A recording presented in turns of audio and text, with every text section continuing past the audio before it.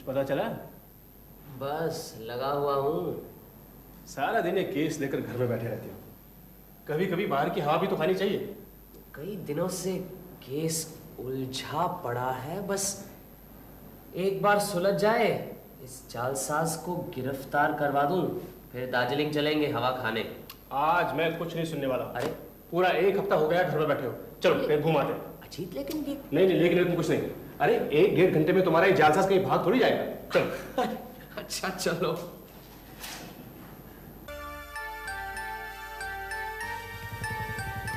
अच्छा हुआ यहाँ घूमने आ गए। अच्छा थैंक यू। काफी हल्का महसूस कर रहा हूँ। उस जालसाज की कलाई आज खुली जाएगी। अरे मोहन, अरे अजीत, अरे यहाँ का एक जमाने के बाद। हाँ अजीत, बहुत दिनों बाद मुलाकात हुई।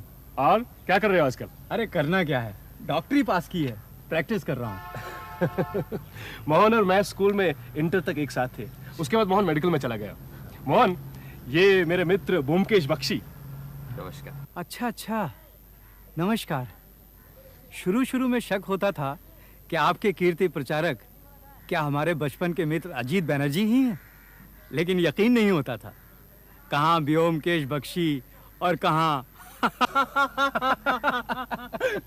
अरे भाई, ये तो इन्हीं की मेहरबानी है, मुझे अपने साथ घसीट लाया है। हाँ। और कहाँ जा रहे हो? बस यूं ही जरा, वैसे कोई खास जल्दी नहीं है। अरे तो फिर चलो एक साथ थोड़ी सी हवा खा लेते हैं। हाँ आओ। चलो। और रहते कहाँ हो? पहले तुम बाग बाजार रहते थे ना? हाँ, अब इधर ही रहता हूँ, पूर्णदास रोड पर। अच्छा। कभी आओ ना, आप भी आइए ना। अरे ब्योमकेश को फुर्सत कहाँ है? आज तो इन्हें बड़ी मुश्किल से घर से घसीट के लाया हूँ मैं।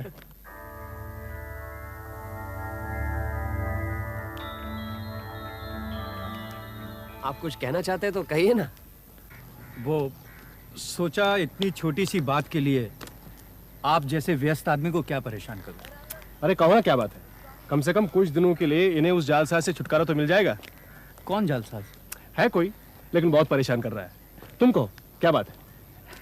मेरी बात सुनकर ब्योमकेश बाबू हंसेंगे। अगर हंसने की बात होगी तो जरूर हंसेंगे। मुझे लगता है आप किसी समस्या को लेकर उलझे हुए हैं, कोई हल ढूंढ रहे हैं जो मिल नहीं रहा। आपने बिल्कुल ठीक कहा। दरअसल मेरे एक मरीज हैं, उन्होंने मुझे इतना परेशान कर रखा है कि क्या बताऊं। मुझे ही क्या, सारे घर वालों को तंग कर रखा है, किसी की कुछ सुनते ही नहीं। मोहन, ऐसा करते हैं, वहां वो बेंच है ना, उस पर बैठते हैं। वहां बैठ के तुम सब कुछ खुल के कहो।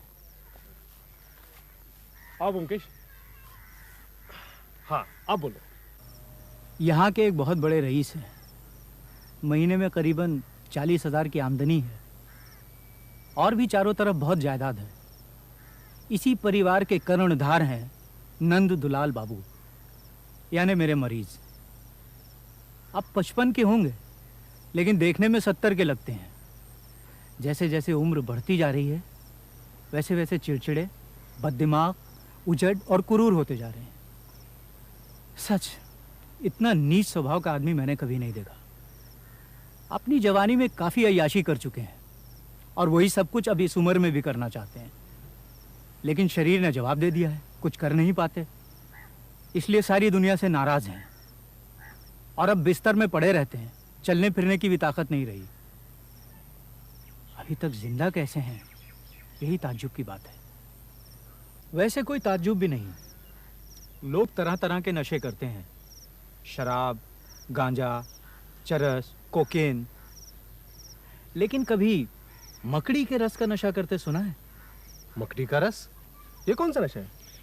एक तरह की मकड़ी होती है जिसके शरीर से यह जहरीला रस पीस कर निकाला जाता है। तरंतुला डांस। किसी जमाने में स्पेन में इस मकड़ी की चुभन को लेकर लोग बेतहाशा नाचते थे। एक तरह का उत्तेजक जहर है, लेकिन हमारे मुल्क में किसी को इस्तेमाल करते नहीं सुना। बिल्कुल ठीक, तरंतुला। साउथ अमेरिका में स्पेनिश बोलने वाले इलाकों में यह नशा बहुत प्रचलित है।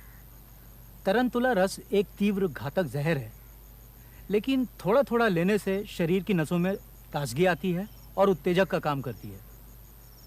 हमारे नंदुलाल बाबू अपनी जवानी में यही नशा करते थे, लेकिन आज जब उनका शरीर जर्जर होकर टूट चुका है तो वो ये नशा छोड़ नहीं पा रहे हैं।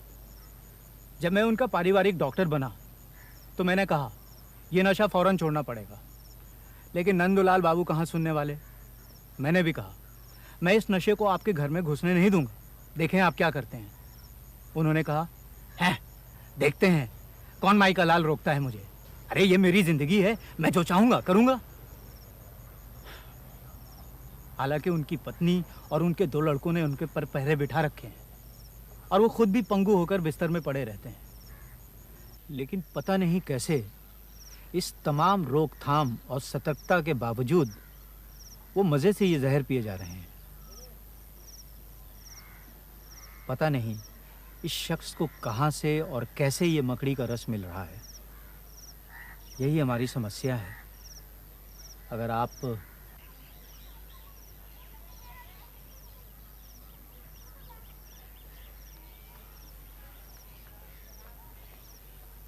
अजीत, चलो घर चलते हैं। एक पॉइंट सूझा है, वो अगर लग जाए तो उस जालसाज का मामला सुलझ सकता है। क्या बात है?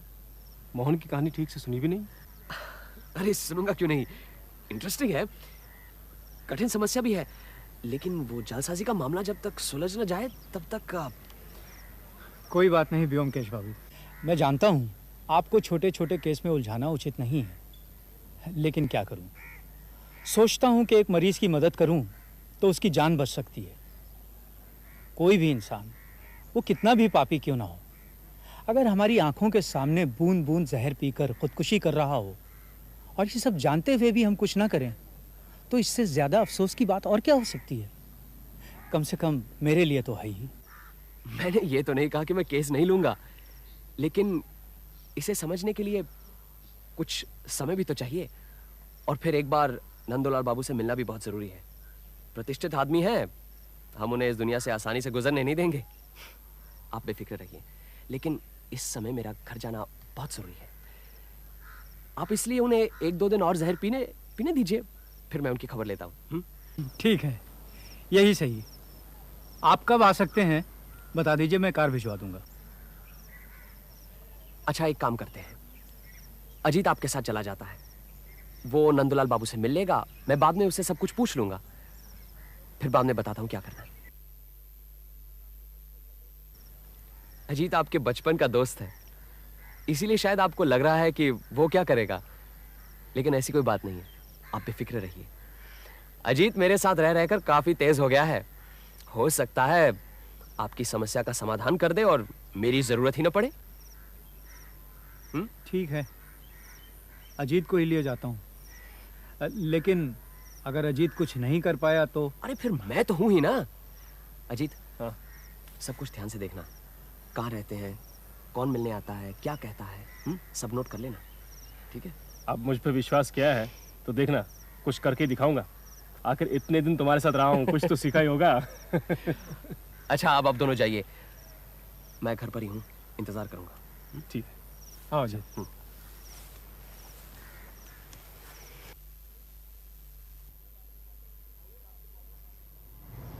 आइए डॉक्टर बाबू, हम आप ही का इंतजार कर रहे थे। आओ। ये मेरे पुराने मित्र हैं, फिलहाल मशहूर डिटेक्टिव व्योमकेश बख्शी के साथी हैं। इन्हें तुम्हारे पिताजी का केस समझाने गया हूं, शायद कोई फायदा हो जाए। हाँ हाँ, क्यों नहीं, आइए आइए। आओ जी। आइए। ये नंदुलाल बाबू के बड़े लड़के अरुण हैं। नमस्ते। नमस्ते। अच्छा, तुम्हारे पिताजी क्या कर रहे हैं? करेंगे क्या, वही उपन्यास लिख रहे हैं। आज फिर लिए? हाँ। अरे कौन है? भागो यहाँ से, मैं लिख रहा हूँ। पिताजी, डॉक्टर बाबू आए हैं। क्यों मेरे पीछे पड़े हो? चले आती मेरी देखभाल करने, बेवकूफ, शांति से काम भी नहीं करने देते। चलो भाई, दरवाजा खोल दे। सब ठीक है ना?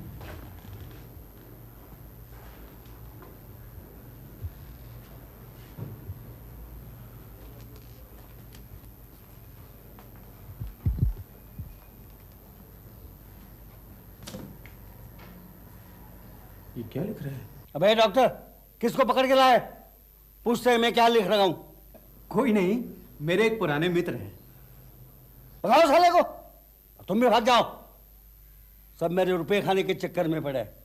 गेट आउट, चोर साले।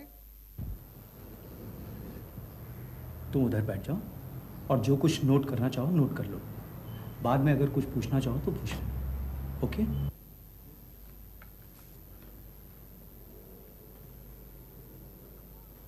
आज फिर नशा कर लिया? हाँ हाँ कर लिया, और भी करूंगा। किसी के बाप का खाता हो क्या? अरे इसमें आपका ही नुकसान है नंदुलाल बाबू, किसी और का नहीं। मगर ये सब समझने की आप में अकल कहाँ? हाँ? अरे नशा कर करके आपने अपने भेजे के 12 बजा दिए। भेजे के 12 बजा दिए हैं? तुम्हारे भेजे में तो काफी अक्ल है ना, फिर क्यों नहीं कुछ पकड़ पा रहे हैं? चारों तरफ पहरा बिठा दिया है, फिर भी कुछ नहीं कर पाए हैं? बोलो, आज एक नया बांगलू ले आए, वो क्या करेगा? उसके खोपड़ी में क्या तुम्हारी जैसी अक्ल है? बोलो। ओ, क्या देख रहे हो इधर उधर? हैं? कुछ नहीं मिलने वाला है। आपसे तो बात करना भी झक मारी है। हैं? कीजिए जो मन में आए। वो तो करूंगा ही, है कोई मुझे रोकने वाला? 2 डॉक्टर आ गए। अरे डॉक्टरों की फौज बुला लो, फौज, फिर भी कुछ नहीं मिलने वाला। बड़े आए मुझे डराने वाले हैं? देख लिया ना, ये मुसीबत है। कुछ किया जा सकता है? लेकिन ये सब लिख क्या रहे हैं? अरे सब बकवास, गंदी गंदी गालियों से भरी दुनिया भर को हिदायतें हैं। ये अपने आप को बहुत बड़ा साहित्यिक समझते हैं, उपन्यासकार। कभी लाल स्याही से कभी काली स्याही से अनाप शनाप लिखते रहते हैं। ये समझते हैं कि कलकत्ते के सारे संपादक बेवकूफ़ हैं, क्योंकि वो इनकी कलाकृति लौटती डाक से वापस भेज देते हैं। कोई नहीं छापता। क्या पट्टी बढ़ा रहा है? हैं? और आप हजरत, आप है कौन? हैं? मेरे घर में घुस आए? ये क्या धर्मशाला है? भागो यहां से। यहां ज्यादा होशियारी झाड़ने की जरूरत नहीं, समझे? चुपचाप यहां से चलते बनो, मैं तो धक्के मार के निकलवा दूंगा। दुनिया भर के चोर उचक्के बदमाशों ने डेरा डाल रखा है मेरे रुपयों को श्राद्ध करने। आप बुरा न मानिए, नशे में पिताजी अनाप शनाप कुछ भी बोलते रहते हैं। ये बीमार है, मैं इनकी बातों का बुरा क्यों मानूंगा? हट! कोई बकवास नहीं करेगा। अरुण, निकल दो इन दोनों को यहां से। देख लिया कितना भयानक नशा है, जो अच्छे भले इंसान को हैवान बना देता है। ये क्या लिखते हैं, देख सकता हूं? हाँ हाँ, जो मर्जी आए देखो। ये सिर्फ चिल्लाते रहते हैं, उठ नहीं पाते। इनकी सारी हिंसा सिर्फ जुबानी है।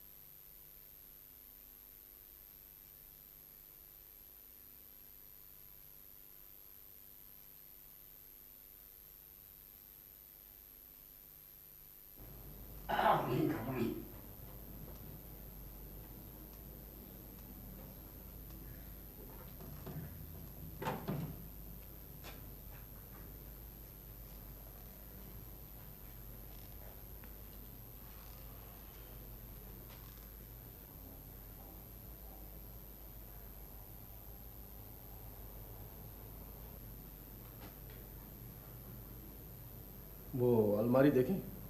हाँ हाँ, चलो ना।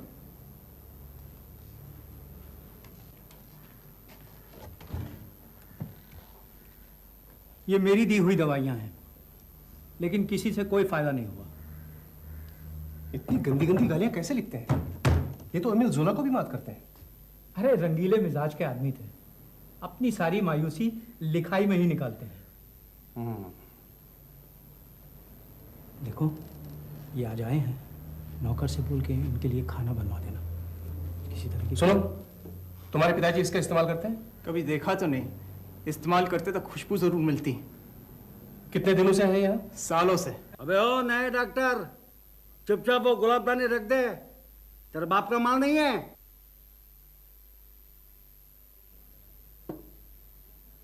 ये भी मालूम है, ये गुलाबदानी बादशाह शाहजहां के जमाने की है। हाँ, अच्छा थोड़ा ले लो और भागो यहां से।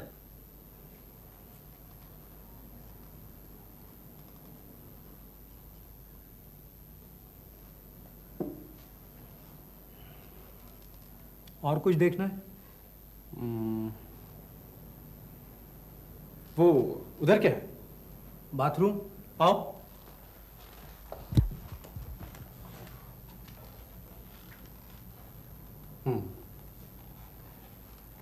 मुझे कुछ सवालों के जवाब चाहिए। कुछ छुपाइएगा नहीं। नहीं, पूछिए। आपने नंदुलाल बाबू पर पूरी तरह से निगरानी रखी है? जी। 24 घंटे? जी। हाँ। निगरानी कौन कौन रखता है? अरुण, इसका छोटा भाई और माताजी बारी बारी से पिताजी के साथ रहते हैं। नौकर या किसी को उनके नजदीक आने नहीं देते। किसी ने उन्हें नशा करते नहीं देखा? नहीं, देखा तो नहीं, लेकिन जब नशा कर लेते हैं तो पता चल जाता है कि नशे में है। लेकिन कब और कैसे नशा करते हैं नहीं मालूम। यही तो मुसीबत है, कब करते हैं और कैसे करते हैं कुछ पता नहीं चलता। पहले सोचा बाथरूम में रखा होगा, वहाँ ले लेते होंगे, लेकिन बाथरूम के कोने कोने की तलाशी ले ली, वहाँ कुछ भी नहीं मिला। और फिर क्या बाथरूम भी अकेले थोड़ी जाते हैं, कोई ना कोई हमेशा साथ ही रहता है। नशे की चीज कैसी है, किसी ने कभी देखा है? पहले जब खुलेआम पीते थे तब देखा था। पानी या शरबत के ग्लास में 2-3 बूंद डालकर पीते थे। उस जैसी कोई चीज घर में है क्या? हमने घर की सारी तलाशी ले ली, कहीं भी कुछ नहीं मिला। फिर उन्हें ये नशा मिलता कैसे है? क्या पता, यही तो मिस्ट्री है। अच्छा, आप तीनों के अलावा इस घर में कोई और आता है? कोई नहीं, डॉक्टर बाबू के अलावा। कभी भी कोई नहीं आता? कभी कभी पोस्टमैन आता है, पिताजी की रजिस्ट्री चिट्ठी आती है। रजिस्ट्री चिट्ठी कहाँ से आती है? कलकत्ते से ही आती है। एक औरत है, रेबेका लाइट, पिताजी की पुरानी जान पहचान है, वही भेजती है। उस रजिस्ट्री चिट्ठी में क्या होता है, कभी देखा है? जरूर देखा है। लिफाफे में 1 या 2 दस्ता सफ़ेद फुल स्केप कागज़ रहता है। जो कागज़ अभी अभी उनके बिस्तर पर बिखरे पड़े थे ना, उसी पर लिखते रहते हैं। 1 या 2 दस्ता? इनके चारों तरफ तो रिम के रिम कागज पड़े रहते हैं। हाँ हाँ, मगर ये रजिस्ट्री हर हफ्ते या 10 दिन में आती रहती है। अच्छा, इस रजिस्ट्री का लिफाफा है आपके पास? वो तो हम फेंक देते हैं, फिर भी देखता हूँ। ये औरत जो ये रजिस्ट्री भेजती है, कभी मिले हो इससे? अरे उनकी पुरानी गर्लफ्रेंड है, उससे क्या मिलना। सभी जानते हैं इन दोनों के बारे में। अब तक रुपया भेजते रहते हैं उसके पास। कैसे? जब चल फिर सकते थे तो खुद जाकर दे आते थे, अब खुलेआम मनी ऑर्डर भेजते हैं। 100 रुपया महीना। बतौर पेंशन? हाँ, यूं ही समझ लो। अच्छा, ये औरत रहती कहाँ है? यहीं ओल्ड पोस्ट ऑफिस रोड पर। कहते हैं कि वो मकान भी इन्होंने ही लेकर दिया है उसे। हाँ।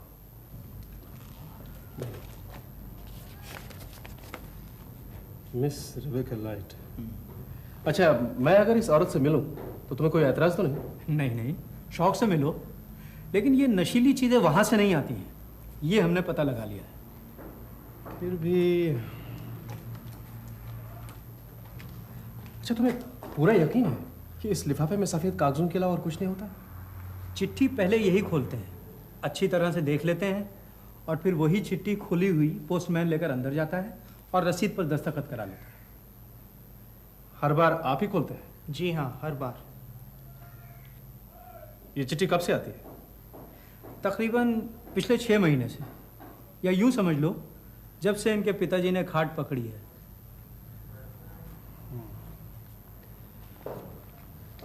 अच्छा, आप ऐसा क्यों नहीं करते? 4-5 रिम कागज आप खुद खरीद ले और इन्हें दे दीजिए, ताकि इससे रजिस्ट्री वजिस्ट्री का झमेला ही खत्म हो जाए।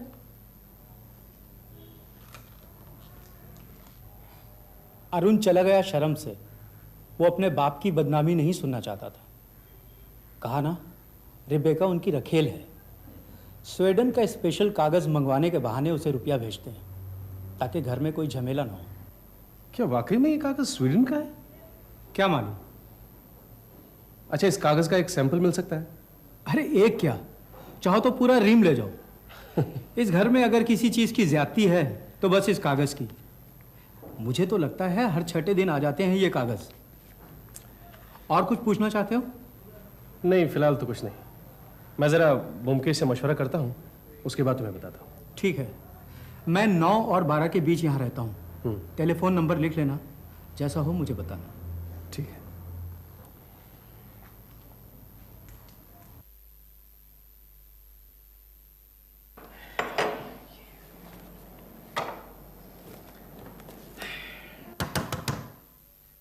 पुटीराम, जरा देखना तो।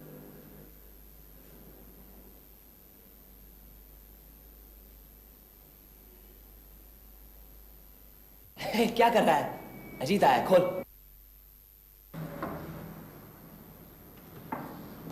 आओ अजीत आओ, बिल्कुल वक्त पर आए हो। जालसाज पकड़ा गया। अच्छा, बधाई हो। मामला क्या है? हैं? तुम तो इतने शौकीन नहीं थे, ये खुशबू कहां से लगा है? लगाई नहीं है। हाँ। ये जेब में रख कर लाया हूँ। अच्छा। अच्छा, तुम्हारे उस दोस्त के केस का क्या हुआ? सुलझा दिया मामला? नहीं, अभी नहीं। कोई सुराग मिला? मिला भी है और नहीं भी। मोहन का ये मरीज सचमुच ही बहुत ही बदमिजाज और घटिया किस्म का इंसान है। मैं तो कहूंगा रुको रुको, अब मुझे बहुत भूख लगी है। मैंने पुटीराम से कहा है आज कुछ स्पेशल बनाकर खिलाए। अच्छा, आज डटकर खाएंगे, फिर मैं सो जाऊंगा। पिछले 2 महीने से इस केस में उलझा हुआ। फिर तुम सुबह अपने इस घटिया किस्म के आदमी के बारे में बताना मुझे। बिल्कुल। मैं भी बहुत थका हुआ। चलो पुटीराम, खाना लगाओ। ये लिफाफा, ये कागज और ये खुशबू, मेरे ख्याल से उस रुपहरी शीशी जिसमें से मैं ये सुगंध लाया हूं, उससे एनालाइज किया जा सकता है। शायद कुछ मिल जाए। क्या मिलेगा? मकड़ी का रस? सुगंध बढ़िया है। हो सकता है नंदूलाल बाबू खुशबू के बहाने 1 मील दूर से जिसकी सुगंध आती है उसे कोई छुपा कर रख सकता है? फिर नंदूलाल बाबू खुशबू लगाते हैं, इसका कोई सबूत है तुम्हारे पास? नहीं, ऐसा कोई सबूत मिला नहीं, लेकिन नहीं अजीत, कहीं और ढूंढो। किस तरह से चीज कमरे में आती है, किस तरह से नंदूलाल बाबू सबकी आंखों के सामने जहर मुंह में लेते हैं, ये सब सोच कर देखो।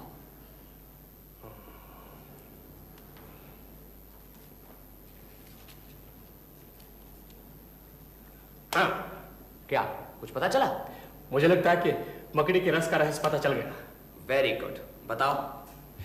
मैंने नंदूलाल बाबू के कमरे में चारों तरफ बड़े बड़े मकड़ी के जाले देखे। मुझे लगता है कि मकड़ियां वो पकड़ पकड़ कर खाते हैं। You are a genius Ajit बबुआ।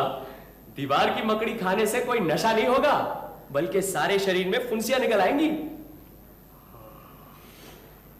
ये तो है। हाँ, ये लिफाफा, चलो उस औरत से मिलते हैं। क्या पता वहां से कुछ पता चले। मिल सकते हैं, लेकिन अगर उसे कुछ मालूम भी होगा तो वो बताने वाली नहीं है। उनकी पुरानी दोस्ती है, क्या दोस्ती नहीं निभाएगी?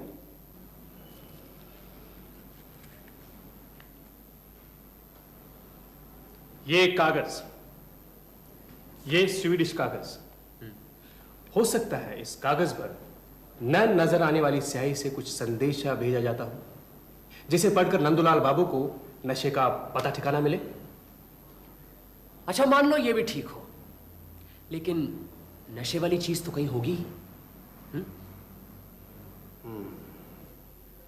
बिल्कुल ठीक। इस कागज से भी कुछ नहीं होने वाला।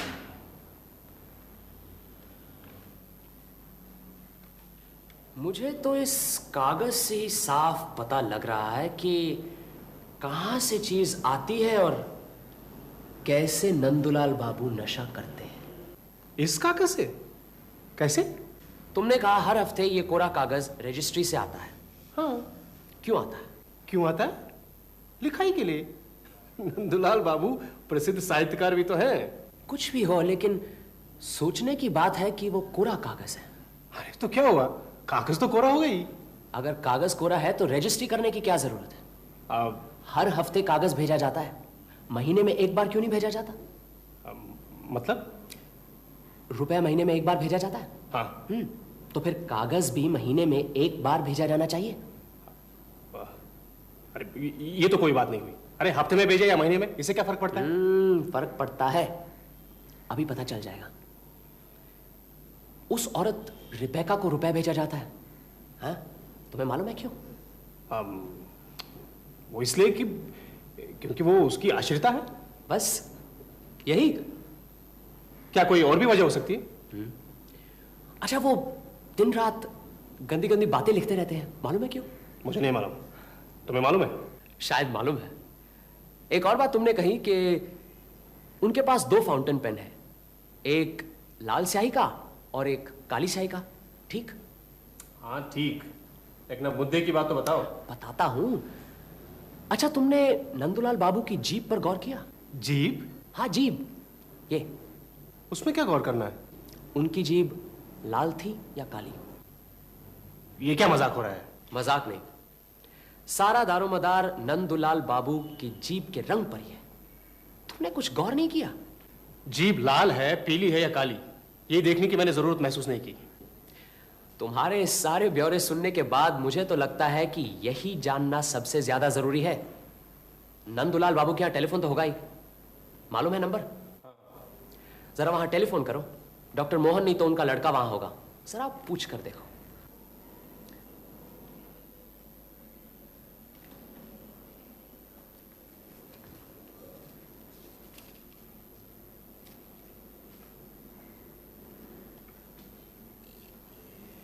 अब जीभ लाल ही सही, पान खाने से जीभ लाल नहीं होगी तो और क्या होगा? हेलो मोहन, मैं अजीत बोल रहा हूँ। हाँ अजीत, बोलो। मैं तुम्हारे ही फोन का इंतजार कर रहा था। लाओ मुझे दो। नमस्कार डॉक्टर मोहन, मैं बोमकेश बोल रहा हूं। हाँ, मुझे यह जानना है कि हमारे नंदुलाल बाबू की जीभ लाल रहती है? हाँ, जीभ।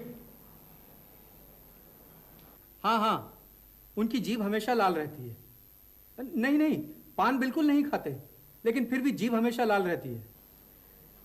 कह रहे हैं नंदुलाल बाबू की जीभ हमेशा लाल रहती है और वो पान नहीं खाते। आप ठीक कह रहे हैं? बिल्कुल। वैसे मेडिकली कोई डर की बात नहीं है। आपकी पहेली का जवाब मिल गया जी। आज अजीत ने ही गुत्थी सुलझाई है, मैंने तो बस थोड़ी सी मदद की है। मैं अपनी जालसाजी के मामले में फंसा हुआ था, इसलिए आपके साथ कल आ नहीं पाया। हाँ, नहीं नहीं, कुछ खास करने की जरूरत नहीं, सिर्फ उनके कमरे से उनकी लाल स्याही वाला फाउंटेन पेन हटा दीजिए या तो फिर छुपा दीजिए। जी बिल्कुल। अजीत को धन्यवाद कहूं? तुम्हें बहुत बहुत धन्यवाद दे रहे हैं तुम्हारे मित्र। कह दिया जी। हाँ, कह रहा है नो मेंशन। मैंने कहा था ना, मेरे साथ रहते रहते अजीत काफी तेज हो गया है। अरे ये क्या कर रहे हो? चलो नंदुलाल बाबू के यहाँ जाना है। क्यों? अरे देखोगे नहीं, पकड़े जाने पर चोर क्या धमाल करता है। चलो चलो चलो चलो चलो चलो चलो, जल्दी करो।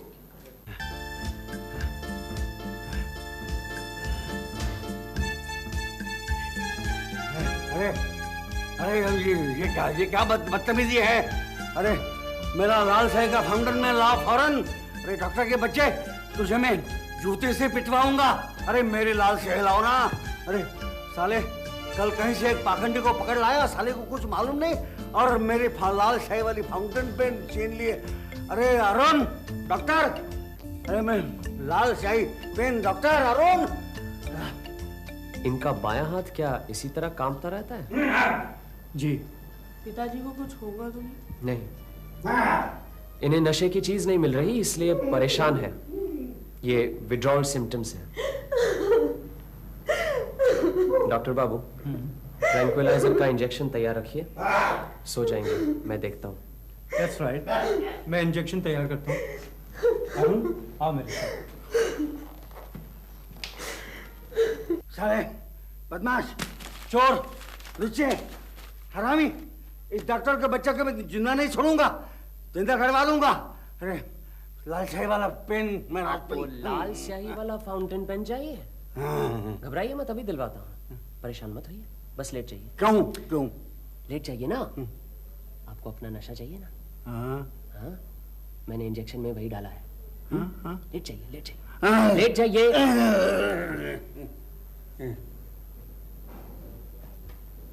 डॉक्टर मोहन,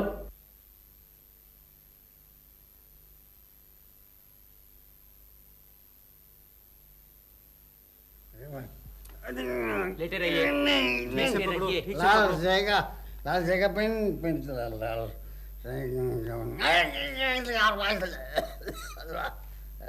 लाल जाएगा लाल पेन लाल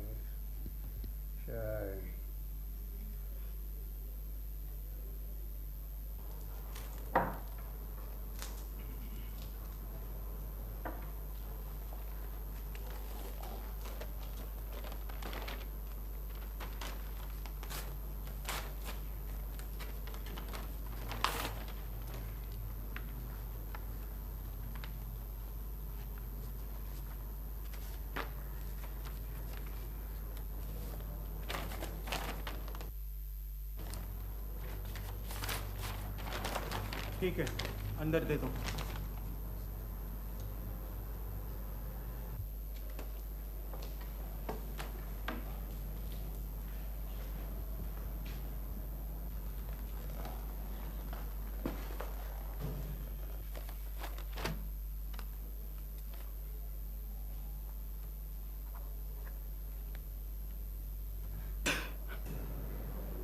कब से चल रहा है ये सब? हुजूर मैं बहुत गरीब आदमी हूँ हुजूर। इस गरीब आदमी को कितने रुपए मिलते हैं इस काम के?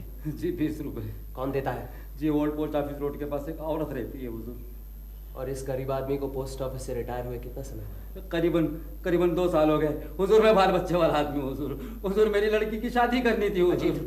पुलिस को खबर कर दो। हुजूर मैं मर जाऊंगा हुजूर। नहीं मरोगे। पुलिस को साफ साफ सब कुछ बता दो, मैं तुम्हें छुड़ा दूंगा। जाओ उधर जाके खड़े हो जाओ। अच्छा मालिक। अजीत, जरा नंदूलाल बाबू को वापस अपनी जगह पर सुला दो। आओ।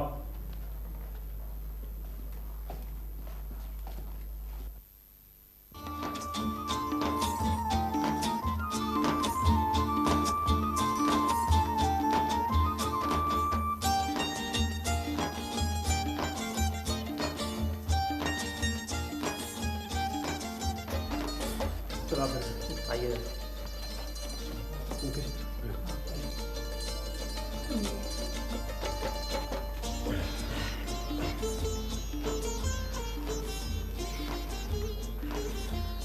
बस अब इन्हें जल्दी होश आ जाएगा। अच्छा हुआ पोस्टमैन आज ही आ गया।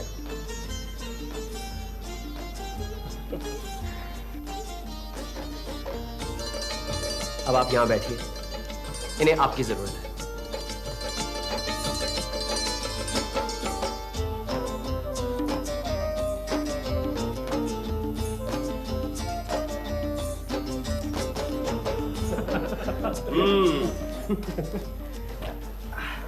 भाई एक बात बताओ, ये सब पता कैसे चला? अजीत, तुम ही बता दो, शुरू से तुम ही लगे हो इस केस में। हाँ बताओ ना। नहीं, तुम ही बताओ, तुम्हारे कहने का स्टाइल अच्छा है ना। बिगड़ते क्यों हो? ठीक है, मैं ही बताता हूँ। सीधी सी बात है, नंदूलाल बाबू के कमरे में 5 आदमी आते हैं। 5 नहीं 4। मैं, माता जी और ये 2 भाई, 4 हुए ना? जी नहीं, 4 नहीं 5। 5वां आदमी वो रजिस्टर्ड पार्सल लाने वाला पोस्टमैन।